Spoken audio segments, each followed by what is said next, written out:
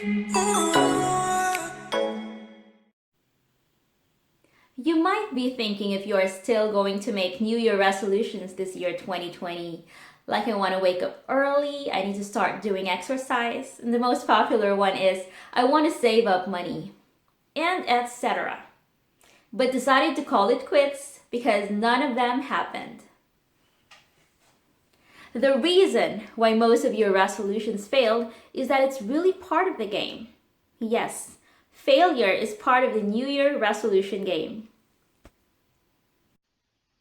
Welcome to Pinoy Real. I'm your host, Katrina Sevilla. In this video, I'm going to talk about setting New Year resolutions, crushing your goals, and sharing my personal experiences. If this video is for you, keep on watching and learn how you'll be able to stick on your New Year goals this year. Are you wondering why your 2019 goals or New Year resolutions might have failed? You probably started doing them in the first couple of months of the year but ended up not completing them. The key to achieving success in your goals is admitting that failure is part of the game. If you fail, that means you are trying. If you haven't failed, that means you haven't tried at all, and that's not good. If you keep on failing over and over again, it is because you keep on trying and trying, and that's not too bad. But we have to learn from our mistakes at some point so we can finally attain our goals. One of the most important steps in setting up goals is verifying if they are good goals or bad goals. Every goal is different. It can either bring us closer to our dreams or not. There are also big goals and small goals. First, let's define what goal is. So according to Business Dictionary, goal is an observable and measurable end result having one or more objectives to be achieved within a more or less fixed time frame. Example: saving up 10% of personal income to a savings account. Let's say you're building your emergency fund. Your objective is to save a certain amount of numbers by the end of the year. 10% of your personal income is multiplied by 12 or is multiplied to 12 months. And fixed time frame, for how long will you commit to save 10% of your personal income? Is it for 2, 3, or 5 years? So this is an example of a goal based on the definition according to the Business Dictionary. Now, let's go to common reasons for not completing goals. Number 1, the goal is too big. If the goal is too big, oftentimes people get discouraged along the way. And most likely they will say, this goal is not for me, or it's just too big for me to handle. The second reason, the goal is not relevant. You'll maybe say, I realize it's not very important for me, or I just want to have the same goals as my best friend. Remember, goals are personal. Third reason, unrealistic goals. So you want your goals achieved very fast. And number 4, goals are impossible to measure. Your goals are too general. For example, I want to be happy in life. I want to be successful. So those are the reasons why most goals are not completed. Setting up goals is fast and easy. All you need to do is to have a pen and paper and your time. If you are married, I encourage you and your spouse to join you in building your goals together. In my case, my husband and I usually make our New Year goals in the first month of the year. We make goals together using the SMART way. What does it mean by that? A SMART goal stands for S, specific; M, measurable; A, achievable; R, relevant; and T, time-bounded. So that's what it makes it easy to remember. Again, SMART way: S for specific, M, measurable; A, achievable; R, relevant; and T, time-bounded. Let's go into detail one by one. So S for specific. A specific goal is concise and clear. We need to have a specific goal in order to set our focus on. Albert Einstein once said that if you cannot explain your goal to a 6-year-old child and have that child explain the goal to another 6-year-old child, that means you're not being specific and concise in your goal. Let's give you an example. One of the common resolutions we make in the new year is saving money. Instead of saying, I want to save money this year, declare, I will save 10% of my personal income every month to my other savings account. So again, instead of saying, I want, say, I will. You have to be specific how much you will save, how often will you save, and until when will you save. Let's go to M. M is for measurable. A goal that is measurable is trackable. We need to learn to track the progress of our goals. By doing that, we keep our motivation on fire. Let's have an example.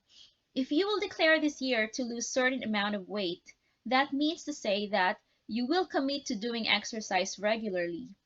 If you are committed, you will give your 100% best to not only perform the goal, but very importantly, to track your progress frequently. So you might need a notebook and a pen and your smartphone to jot down and track the improvement. A is for achievable.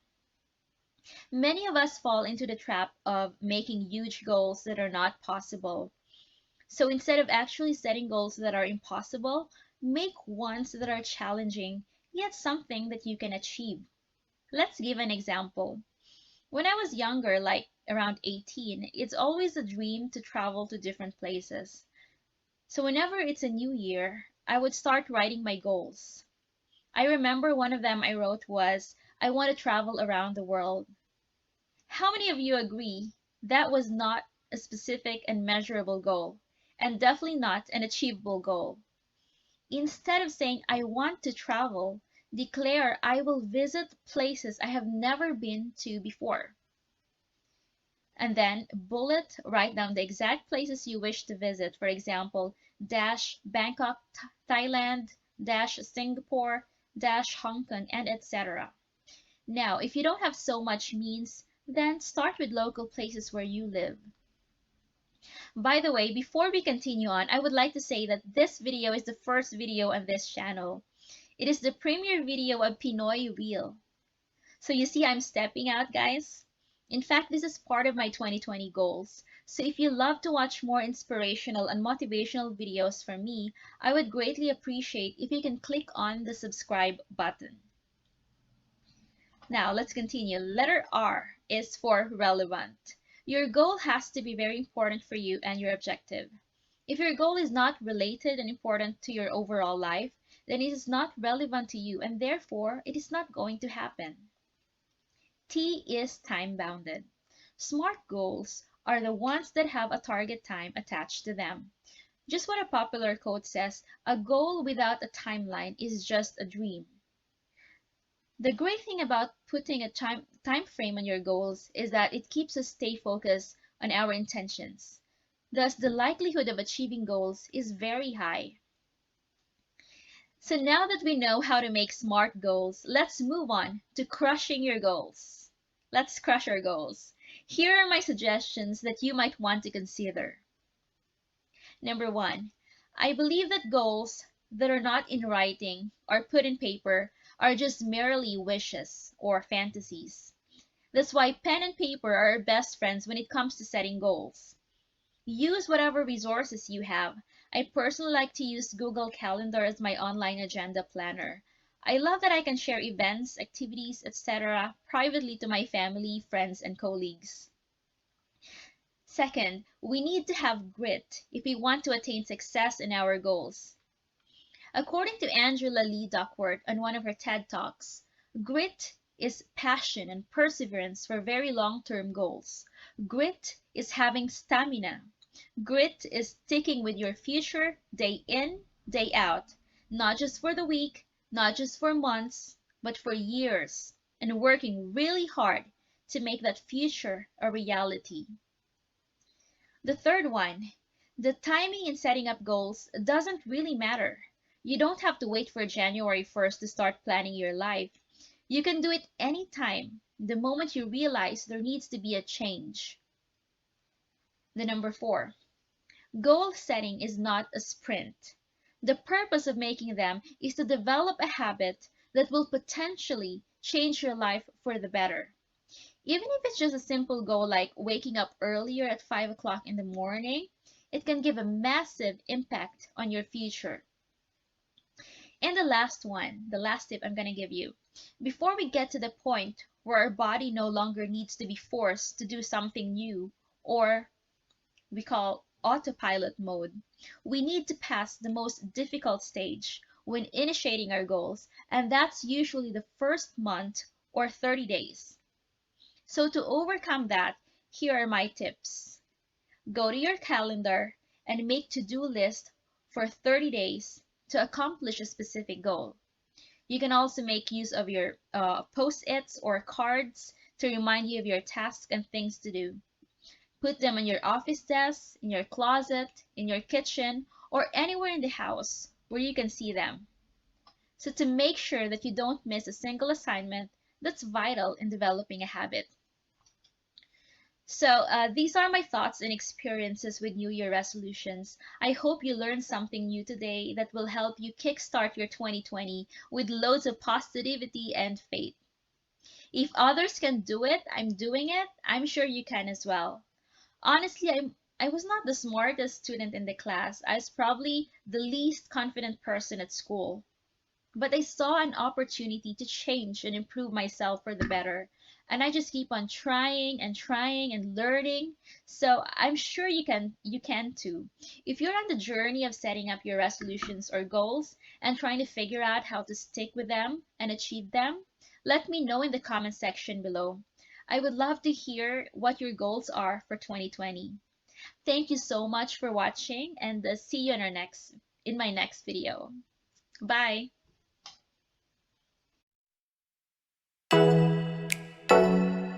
Ooh.